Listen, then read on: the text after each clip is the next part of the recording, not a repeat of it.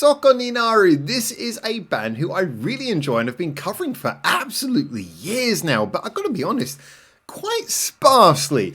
I haven't really done any reactions where I've gone into like their album tracks or anything like that. It's just every time they have a single or a music video come out, I decide to, do either a review on the main channel or a reaction on this channel, and thus I've been waiting for a while for them to have a new music video come out. Yeah, they have some really cool covers and things, but a lot of the time when it comes to covers, unless I really know the original and I got a lot to say, I don't like to just milk videos for views. I like to do a video if I've genuinely got something exciting to say, which I think is exciting to say at least.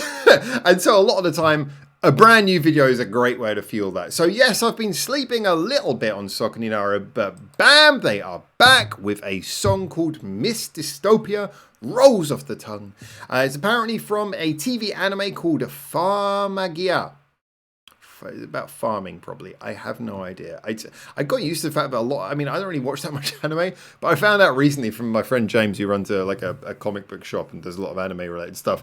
And on this channel, actually, every year for our awards, he listens to every single anime feature every year.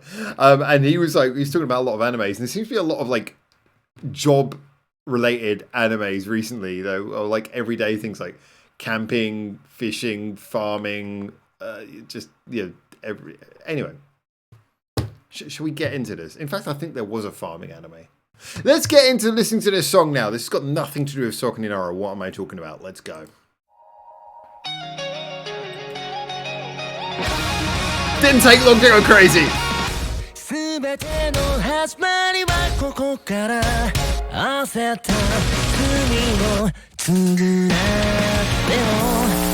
Woo. Love those breaks. It's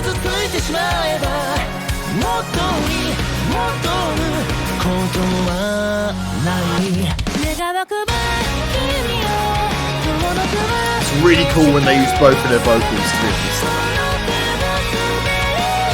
Oh, three of them.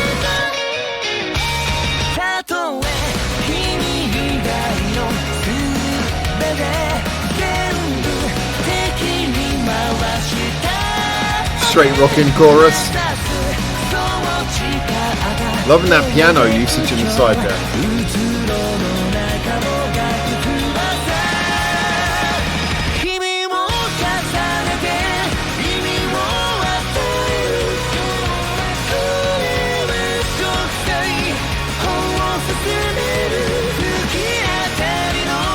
This is interesting. So it almost feels like a second chorus, a post-chorus, or like the first bit was a build-up.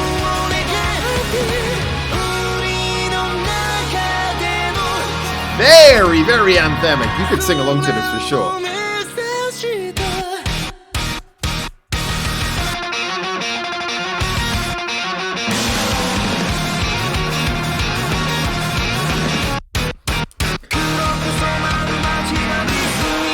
Those little stabby, like volume gate bits, and very, very SOKONINARU signature.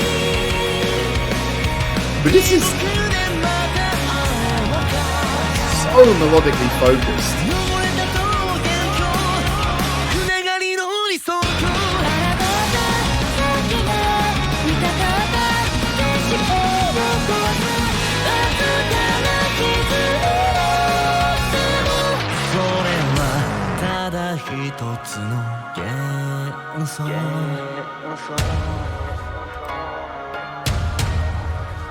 Love the tone of that.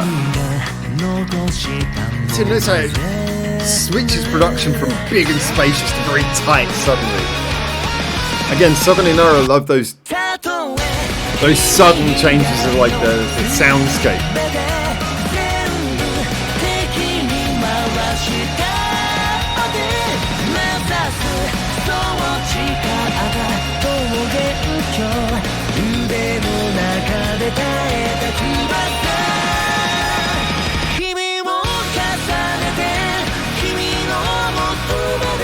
It's a great chorus to pay it off with. Yeah, because it's SOKONINARU, I'm focused on all the crazy changes, but it is just good theme tune territory.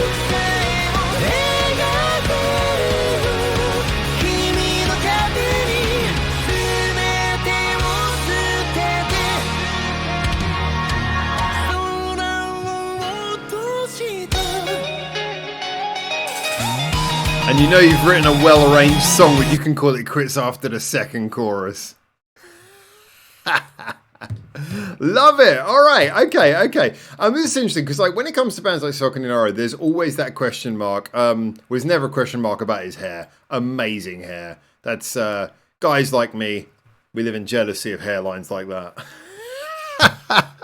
But so there's always a question mark when you listen to SOKONINARU, and I think this comes up with other groups as well. Like you think like groups like Passcode or any band or any group that has a reputation for these sort of wild songs that go into crazy directions. The question mark that always comes up is that if they do something that sounds a little bit more melodically normal, or maybe doesn't change its time signature or key so frequently, it's like, oh, are they selling out? Are they just doing a normal pop song? Oh, it's anime, so I bet the studio made them do it that way, blah, blah. But you get all that kind of shit. And, 9 times out of 10, it's just that, hey, they picked this song for either being a single or being an anime theme tune because it was the one that they felt was the most accessible.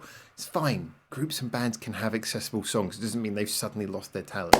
I'm not speaking to you, dear viewer. If you're watching this channel, then I'm sure you're much more open-minded. But you know the kind of people I'm talking about.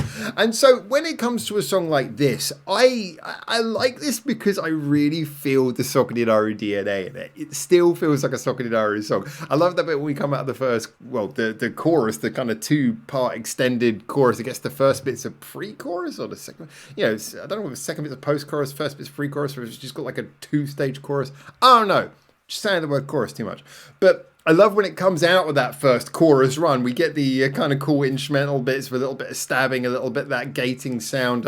It's kind of like the effect where suddenly the sound will just go silent briefly for like the fraction of a second and back, and it's just that shock value of having the sound just disappear, come back. It's kind of like the audio equivalent of having a strobe light. It's like off and on, and it's so quick that you don't really register it, but you really feel it.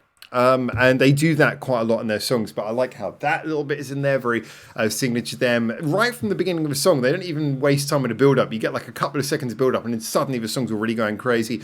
I mentioned with that build-up bit as well towards the end, how you had the big doo-doom. The toms on the drums, everything sounded big, and then suddenly we came to the muted guitar and just everything sounded very tight again. They love changing up the soundscape, but in ways that are logical. It's not just I often say this about the best examples of this kind of thing is when it's not just for the sake of shock, but you really feel like every single change in the music is contextually to take you on that journey, take you to the next place. The metaphor I often use is it's like a good roller coaster is one that will throw you around in lots of directions, but you always feel like you're going in a direction. You never feel like you're actually going to get thrown off of the thing. You're just like holding on for dear life with excitement. And that's kind of what SOKONINARU were weirdly good at doing in a very unique way. And so this carried all of that. But of course, the other factor here is the fact that, again, it is a big melodic anime theme tune, and on that basis, it's really good. It's actually quite catchy. Melody's very strong, as much as all those cool SOKONINARU types things are happening underneath. You've got their style of production, their style of songwriting. It is a song where you are mostly focused on the vocal melody, and the vocal melody is really what carries you through. It gives you a big rewarding chorus that pays off all that development, as do a lot of the best SOKONINARU songs actually. But this is very heavily chorus focused and very heavily, melody focused, and that's where the big payoff comes with the song. The emotional payoff, you could even say. And I must say, again, sorry, I'm really bad at remembering names, so I don't know the names of the members. I love that all 3 of them had vocal parts in this. Backing vocals, I think, for the drummer, bassist, she got a couple of lines in there as well to sort of like mix things up. But lead vocalist, guitar guy, the guy with the hair, blonde guy. His voice actually worked really well here. He's got he hasn't got like the most thick, deep, powerful voice, but he's got a voice that he uses very well. He projects himself with a real clarity, and really feels like there's a lot of purpose behind his voice, and that came across here beautifully. I loved the fact that there was that kind of real emotional intensity in the chorus that he projected really well. And I don't think I can think of another SOKONINARU song actually where his voice has been quite so central to delivering the emotion. So yeah, I really enjoyed that as well. This was a winner on both parts. Yes, it doesn't do quite as many of the crazy things. If this was the first SOKONINARU song you'd ever heard, it wouldn't quite give you the full wow factor of what they are as a band, but it still stays true to being SOKONINARU. It's a good pick as a single and an anime theme tune as well. And yeah, I feel that what maybe they did less of, I'm not going to say lost, but what they just chose to do less of in the craziness department was made up for by a good, convincing, strong performance, vocally and melodically. This is the kind of thing that would usually have me a little bit worried. I'd be like, a bit concerned that maybe without their signature sound front and center, they wouldn't be able to carry it off as well. But I'm actually very impressed at how well this comes across, how enjoyable this song is, even in a more traditional form. So there you go. Those are my thoughts. As always, get in the comments. Tell me your thoughts, and until I hopefully see you very soon in Japan for the next one of these. For now, ciao, ciao.